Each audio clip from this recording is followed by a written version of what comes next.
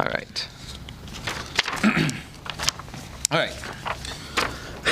We are conducting the interview of Dennis Crouch. This interview is being conducted by Adrian Hill from the Wright State University Veteran Voices Project. This interview is being recorded at Wright-Patterson Air Force Base in Dayton, Ohio.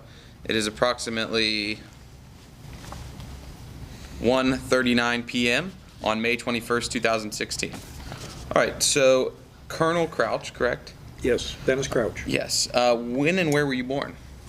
Originally from Michigan. Vicksburg, Michigan is where I was born in May 1939. Okay. Grew up in Kalamazoo, Michigan. Can that pull off? Does it come off? No. No. I just thought it might See pick you up. yeah, see if that happens. Okay. Okay, so Kalamazoo, Michigan. Kalamazoo, Michigan. Okay. So who were your parents and what were their occupations? Oh, my parents were Mr. and Mrs. Donald Crouch. My mother's name was Maxine.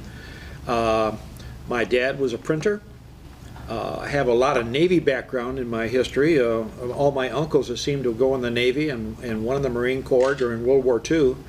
My dad did not serve, which is one of the things that drew me to the military, is that I felt that I needed to participate, I needed to serve.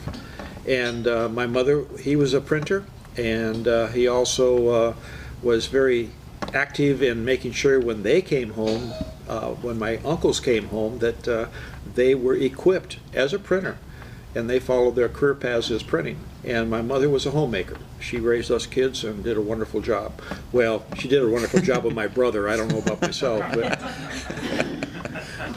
Okay. So you said you had just one brother?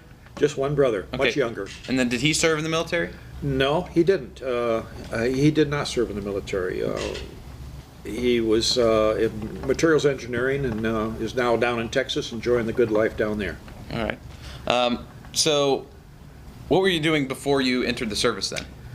Before I went to the service, my folks always had the idea that I was going to go to college. I was the first in our family to go to college, and went to Western Michigan University for a couple of years. That's in Kalamazoo, Michigan, and then transferred to the University of Michigan at Ann Arbor and graduated from there in aeronautical engineering. I had always wanted to combine engineering and flying, and I wanted to be a pilot from the time I was 5 years old on up. And so that was my goal. That's what I did, though, before I came to the service. And then my wife and I got married the day that we came on active duty in 1962. Okay.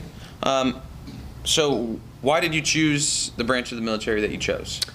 Primarily because that's where they fly most jets.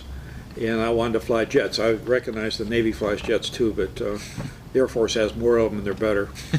No.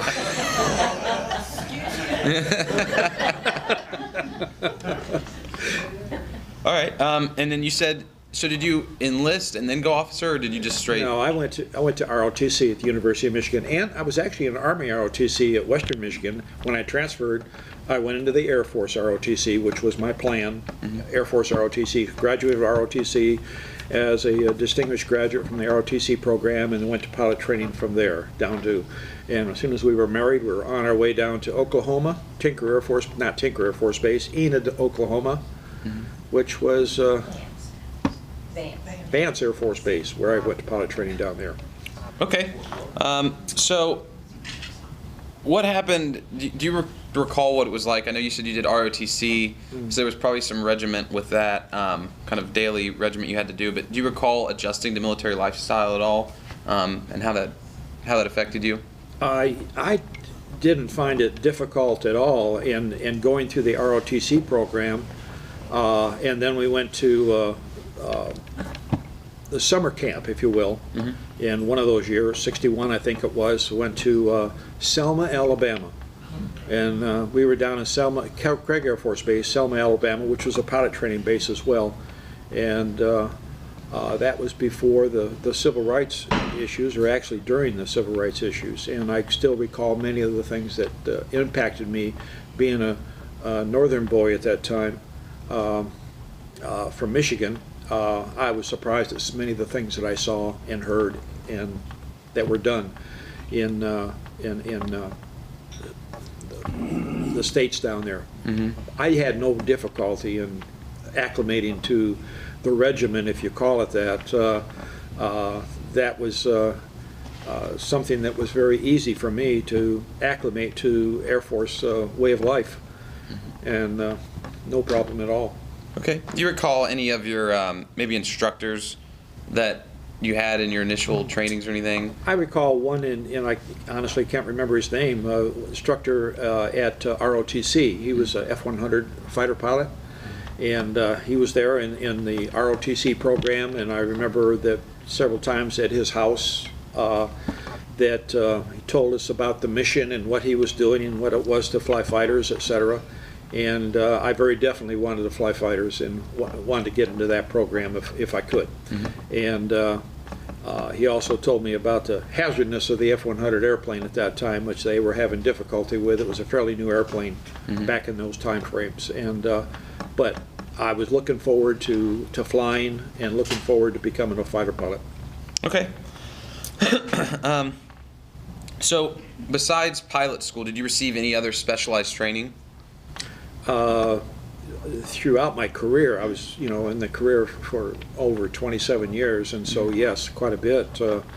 Any that stand out maybe to you? Things that stood out. Well, the thing that stood out to me was going through Aerospace Research Pilot School, which they call it test pilot school today, preparing us for space program and for test pilot. And I was fortunate enough to be selected for that program and went to Edwards Air Force Base. We spent a year out there going through that program and flying many, many different airplanes out there.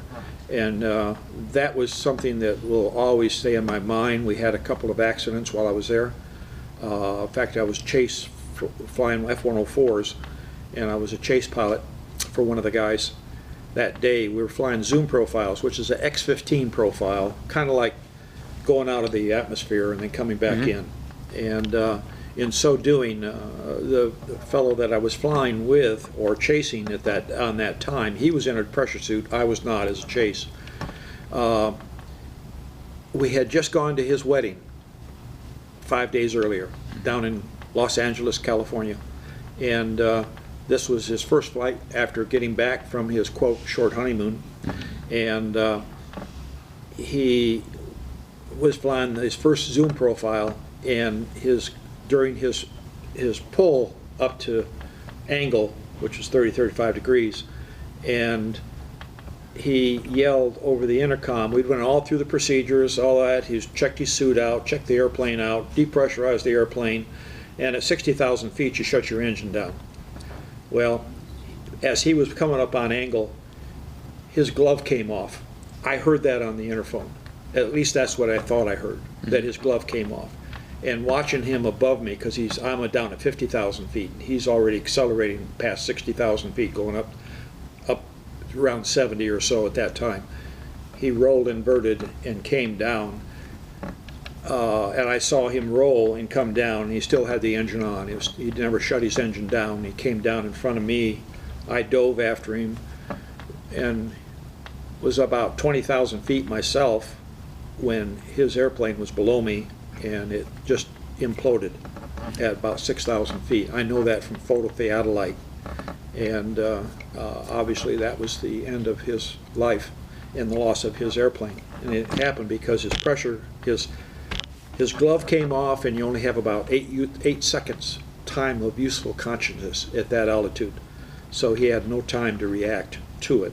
Once his glove came off, he was dead, in actuality. That's something that I'll never forget. It steeled me a little bit. Initially, I had a hard time getting on the ground.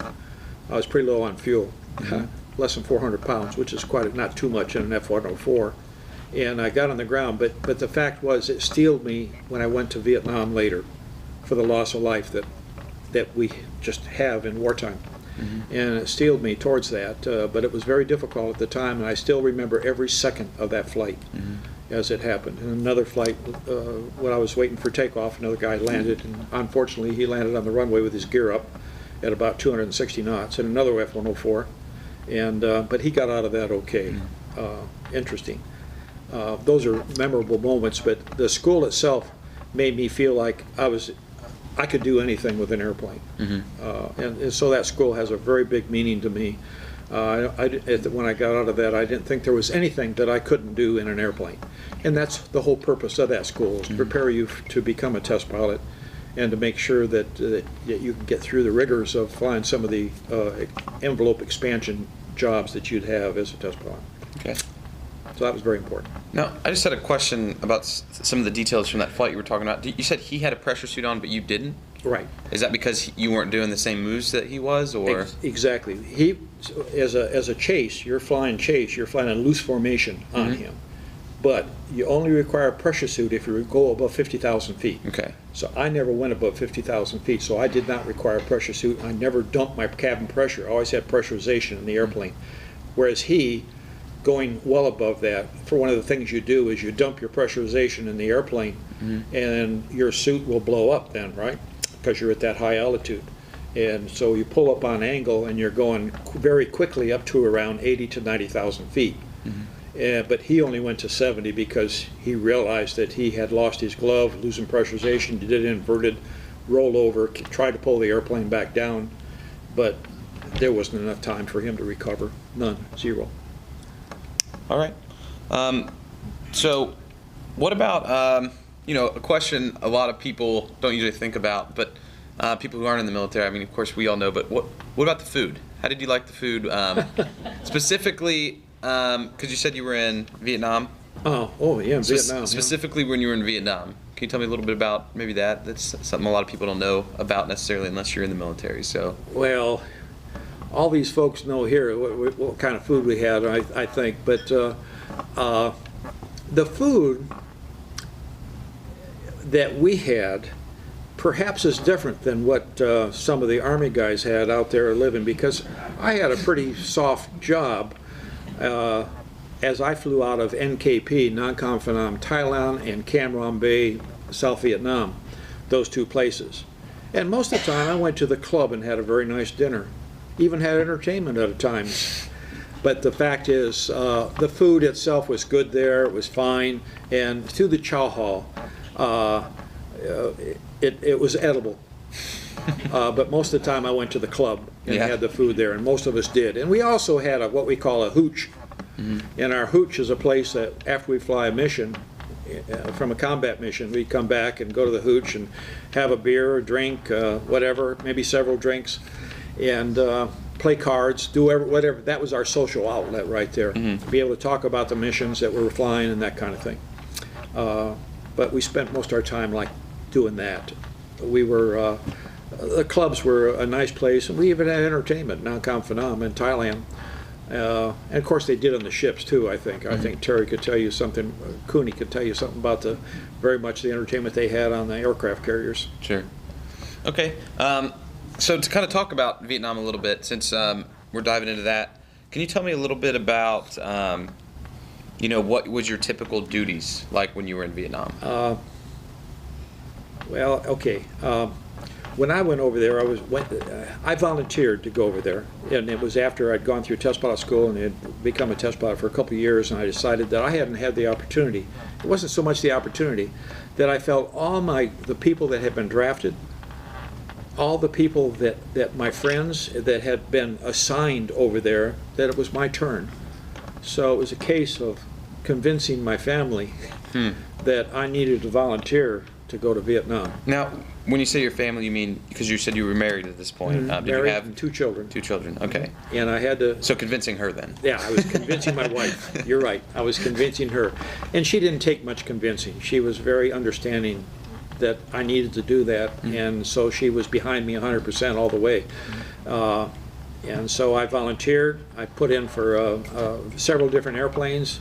The airplanes were, I wanted to fly A-1s specifically, close air support, or the A-37, which is another close air support machine, or the OV-10, which was a FAC, forward air controller. And I ended up with becoming an OV-10 forward air controller. And so when I got the mission. We went to Lakeland, or to Fort Walton Beach, and got to check out there, went through Air Ground Operations School, got the airplane checkout, learned how to be a FAC, and to some extent learn how to drop the bombs from the FAC airplane, shoot the guns, and those kind of things, and missiles. And then when I went to Vietnam, still didn't know where I was going to end up. I was assigned out country. Out country meant you were going to fly in Laos. And it depended on when you were there, whether anybody knew that Laos existed, because initially in the war, that was a secret location. Sure. And Laos was a location that it was primarily one where the logistics flow, all the logistics to support efforts, the North Vietnamese efforts and the Viet Cong efforts in Cambodia and South Vietnam came through Laos. So we flew what we called the Ho Chi Minh Trail, and that was the trail that basically all the logistics support came down from North Vietnam into Laos and all the way to Cambodia and South Vietnam. Those are the areas that I flew. We had a couple of types of airplanes at that time. We had OV-10s, which flew mostly the daylight mission, and O2s, which flew the night mission. And they had a navigator in the right seat with a starlight scope so that they could see the ground better.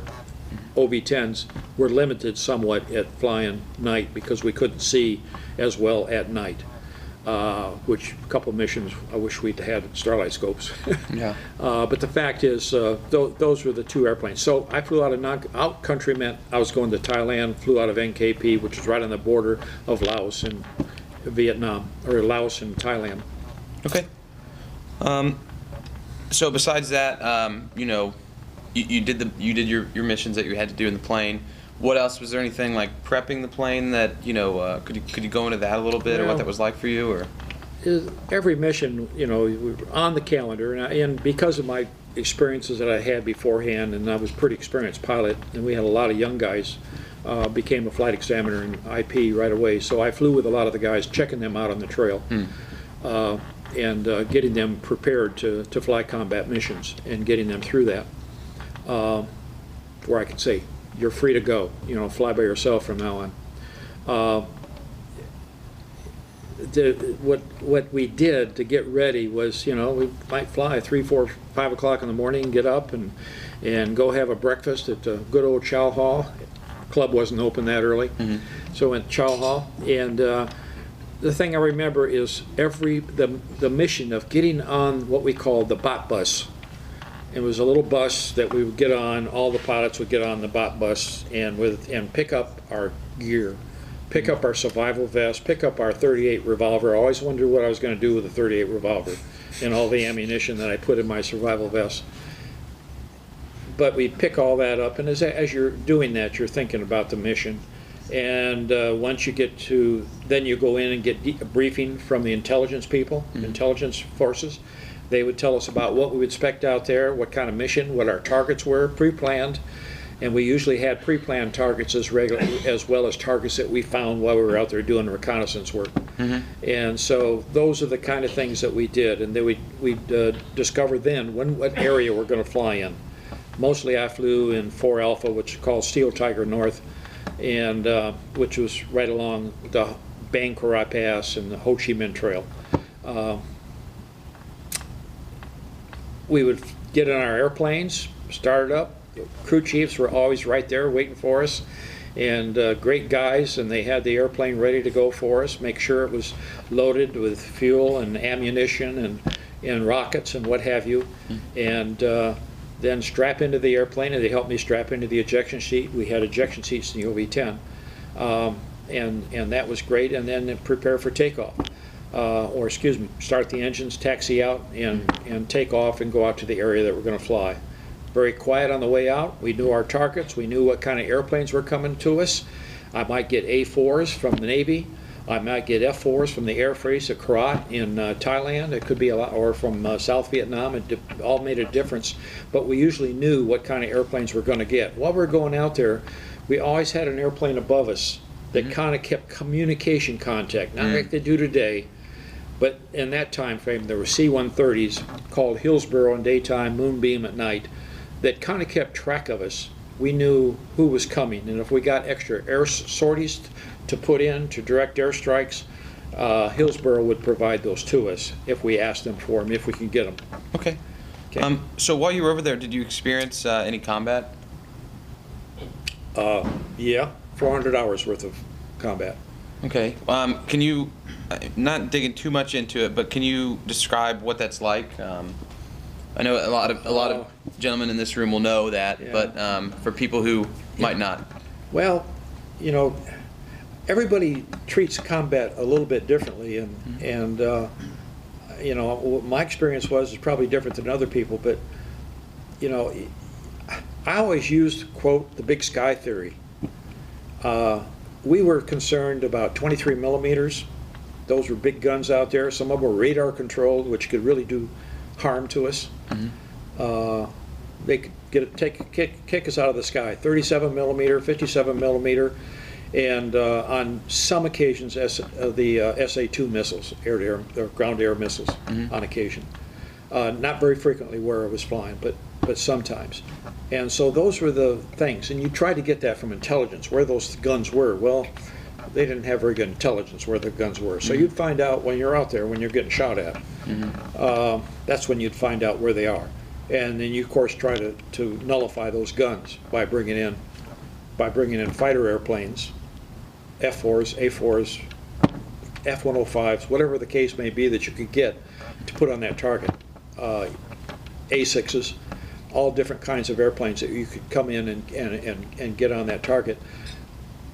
But I always treat it as a big sky theory, which means I'm a little cog up there, and there, even though there's a lot of ammunition that might be coming up, it's going to miss me because it's a big sky. That was a defensive mechanism as I always took with me, and it worked. I've had people call me, F-4s called me one day, and he says, "Hey, Nail," which is my call sign, Nail 23, you've got 37 millimeter coming up right behind you, about 50 feet behind the airplane. I had no idea. No idea. But I was above a cloud level. I was flying straight. Stupid thing to do. Always keep the aircraft moving. Continual jinking, but above the cloud level. I thought I was safe, but I wasn't. And things like that. So you get shot at. I never was hit in the time I was over there. So I feel fortunate. I think some of the things that I remember is when the biggest things is it's easy to put the bombs on the target, which is what I was directed to do. I would find the target, where that target was, tell the fighters where it is, tell them how to come in, direct the airstrike, how to come off the target, where to go if they were hit, all those kind of things as I provided to those fighters that were coming in, so they had the best chance of getting their bombs on target and yet get home safely. So that was the primary job, and the other, you know, putting the bombs on the target. When you're doing that and you're trying to make sure that the people are coming in at an angle that they're not going to get hit. If you know where guns are, or if you're going to take fire, sometimes you did take fire, sometimes you didn't. It all depended on the circumstances. I recall one night when I was flying at night, I saw a whole line of trucks parked on North Vietnam border. And they were ready to come across, but they were silent. They were stopped right there. They weren't coming because it was still daylight. And once they come across in daylight, I'm going to nail them. So they were going to wait there until dark time and then try to get across the border at that time. Well, my relief didn't come in, which would have been the night guys, the O2 guys with the starlight scope to be able to track these guys. So it so happened that when they came across, I stayed out there longer than I normally would. It was pitch black, and thank God we had what we call candlesticks, C-123s, that drop logs on the ground, burning logs, so we could still see the trucks, sort of, if I could see through the canopy of the airplane. It was very difficult, and that's what you had a lot of. It's a big canopy in the OV-10, and a lot of reflection on the canopy. So seeing what was on the ground was difficult. The logs helped. I could see that. I called for air support, got air support, and actually that night it was A-4s, and I remember that very distinctly, which didn't carry a big bomb load, but they carried a very accurate bomb load. They were very good at putting their bombs on target, and I can still remember that sortie to this day of putting the bombs on the target, on the trail, on those trucks, that were bringing logistics support down to South Vietnam and Cambodia. And the 8th Force did a wonderful job that night. And I was able to get home okay too after the battle. Great. So literally a burning log? Literally a burning log, that's right. Innovation in the military sometimes. Innovation in the military. It's something. We have a little better today. Yeah. All right. How did you stay in touch with the family? With much difficulty.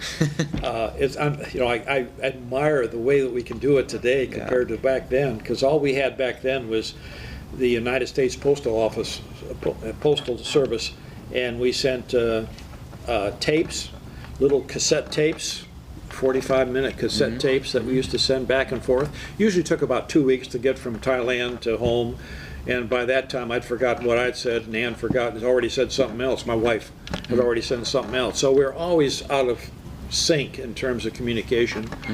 Letters the same way. We'd send letters back and forth. It always took 1 to 2 weeks to get a letter one way or the other.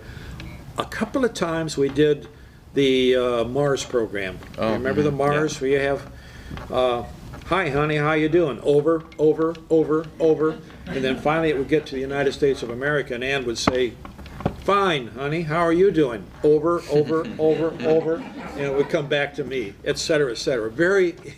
Not a very good way to communicate, but it was the best that we had to talk to each other at that time. Sure. And the times we did it was wonderful. Good. All right, so we got about 5 minutes left. So I want to talk about, what did you do besides indulging in beverages at the Officers Club? What did you do in your recreation time when you weren't on mission, when you were in Vietnam? Well, there wasn't a heck of a lot to do. Recreation, we had, I forget, we had an 8-day leave, I think. I came home on one 8-day leave, vacation, that I recall. And we also were able to go down to Bangkok, Thailand, and spend a weekend in Bangkok, Thailand once. And then there was another time, another trip you could take 3 or 4 days, like and go to Australia, something like that, which I never did. But that was something you could do. But most of the time, you flew, you worked, and you flew some more. And you'd stop at the hooch and have a drink, and you'd go to bed and hope you weren't called in the middle of the night if you had too much to drink. And that happened on a few occasions. And where you'd be called out and you said, gee, I wish I hadn't had that last drink, that type of thing. But the fact was, you just worked and you stayed with your buddies. You stayed at the hooch, you went to bed, you got up the next morning knowing you're going to be on the schedule. And in many cases, in my case, I'd fly with somebody else, as an instructor, to check somebody else on the trail or give it a ride, a Stand-a-Val ride, those kind of things. But I don't remember too much entertainment other than flying and occasionally going to the club and hear entertainment in the club. That was about it. Okay. How were you received, how did you return home, and how were you received by your family and community? When first getting home, I can still remember when we got home and we were eating dinner one night, the 2 kids, Ann and myself. I had just gotten home, and I made a comment to my daughter. I think it was my daughter at that time. She was the older of the 2. And I made a comment. And she looked at me, and then she looked at her mom. She says, why did he say that? It was like I wasn't really there. I was really not the dad. I hadn't been there in a year, and it was the mom, and mom had taken over all the roles of mom and dad while we were gone for that year. And so it took a while to regain relationships with the kids after getting back. But that particular instance stands out in my mind when he says, who is that guy, Sure. Well, when I was overseas, I came back to an infant, so I can relate there. But all right. Well, what have you done since? Just kind of touch on it real quick. What have you done since you separated from the military? Oh well, I was in the I went into a second career. Basically, I was very involved in the test pilot business and acquisition. I worked hard on the A-10, for example. I was part of the A-10 development program team, and an airplane that I still like to this day and is still out there flying today. But I went, after I retired from the Air Force, I went into acquisition business again as a contractor. And I worked for a couple of companies that provided support, and so I had several contracts, and I opened up a business down in Oklahoma in support of, which is Tinker Air Force Base, in support of the B-1 program and that kind of thing. But it was in the acquisition, so engineering, flight test, program management, logistics support, all those kind of things that make where you develop an airplane. So I was in that business for the next 17, 18 years. So then I finally retired the second time around in 2006. Sure. All right. So when I talked to you before, you said you promised not to get too political on me during our discussion. Keep it all military. But just, what would be a message that you would leave for, maybe future generations who might go to the Library of Congress doing some research on Vietnam War and come across your video? Oh, well, you didn't tell me about that question. I was on the list. I think that one of the things that still sticks in my mind, when I entered the service, right up to the time I exited the service or retired, and throughout my life, has been duty, honor, and country. Those things have been stalwarts. They use different words today, but those are the three words that stick in my mind, and I still believe in duty, honor, and country. Integrity is the main character that I would say, and the rest of your question is? Just message for future generations. Message for future generation is that, that the future, the message that I guess I would have is that you're not here for yourself. You're here, and with all your brothers and sisters, to do what's right and to do what's correct for your country, for your family, for everything that you do, everything that's around you, for your work that you're in, and you want to do well, not necessarily for yourself, but for the good of what that can do for the rest of the community. Sure. And so don't worry about, quote, getting ahead. Don't worry about that next rank increase or anything like that. That's not the important thing. The important thing is really to be able to serve your country, and that's duty, honor, and country.